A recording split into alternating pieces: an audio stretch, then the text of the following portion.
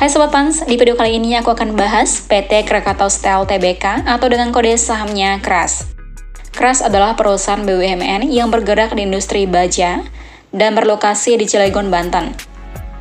Perusahaan ini sudah berdiri sejak tahun 1970. Produk yang dihasilkan juga cukup beragam, mulai dari baja lembaran panas dan dingin, batang kawat, pipa baja, kemudian baja profil dan baja tulangan, sampai berbagai jasa yang berkaitan dengan industri baja. Di tahun 2026, nilai kapitalisasi pasar Krakatau Steel sekitar 6,2 triliun dengan jumlah saham yang beredar sebanyak 19,35 miliar lembar. Dan dalam 52 minggu terakhir, harga saham tertinggi berada di level 436 dan terendah 94. Secara year to date-nya, kinerja saham masih turun sekitar 7,6%.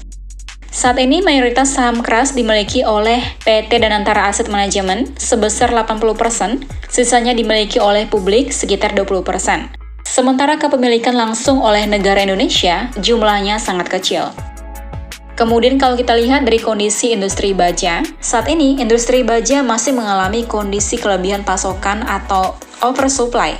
Industri ini terbagi menjadi dua, yaitu upstream dan downstream. Di sisi upstream seperti produksi baja mentah, slab, dan juga billet, utilisasi pabrik cukup tinggi, bahkan mencapai sekitar 95% di tahun 2024. Sebaliknya, di sisi downstream seperti baja jadi, HRC dan CRC, pipa dan juga baja konstruksi, persaingan jauh lebih ketat. Salah satu yang cukup agresif adalah perusahaan baja asal China, yang perlahan mengambil pangsa pasar di Indonesia. Akibatnya, utilisasi pabrik baja downstream hanya sekitar 52% dan cenderung stagnan selama 10 tahun terakhir. Padahal, di tahun 2010, utilisasinya masih sekitar 60%.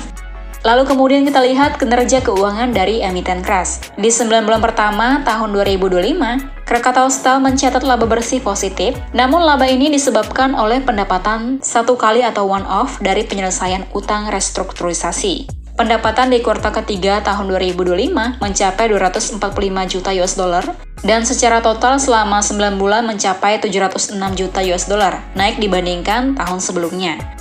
Namun meski begitu Sobat Pans, secara operasional, KRAS masih mencatat rugi karena biaya yang masih tinggi. Margin laba kotor hanya sekitar 7,5%, yang menunjukkan perusahaan masih kesulitan menekan biaya produksi. Lalu volume penjualan baja KRAS di 9 bulan tahun 2025 naik signifikan menjadi 740.000 ton. Kenaikan ini karena efek pemulihan setelah pabrik HSM1 sempat terbakar di tahun 2023 dan baru kembali beroperasi di pertengahan tahun 2025. Namun di sisi lain, harga jual rata-rata baja justru turun sekitar 11% menjadi kurang lebih 650 juta US dollar per ton. Penurunan ini disebabkan permintaan yang masih lemah, terutama dari sektor konstruksi, kemudian infrastruktur, dan otomotif. Namun di sisi lain, harga jual rata-rata baja justru turun sekitar 11% menjadi kurang lebih 650 US dollar per ton. Penurunan ini disebabkan permintaan yang masih lemah, terutama dari sektor konstruksi, infrastruktur, dan otomotif. Lalu kemudian Sobat Pans, kalau kita lihat dampak masuknya Danantara. Saat ini Danantara sudah resmi menjadi pemegang saham utama Krakatau Steel. KRAS mendapatkan dukungan pendanaan hampir 5 triliun dari Danantara untuk memperbaiki struktur modal. Langkah ini dinilai positif karena bisa membantu menurunkan beban biaya dan juga tentu saja bisa memperbaiki tata kelola perusahaan ke depan.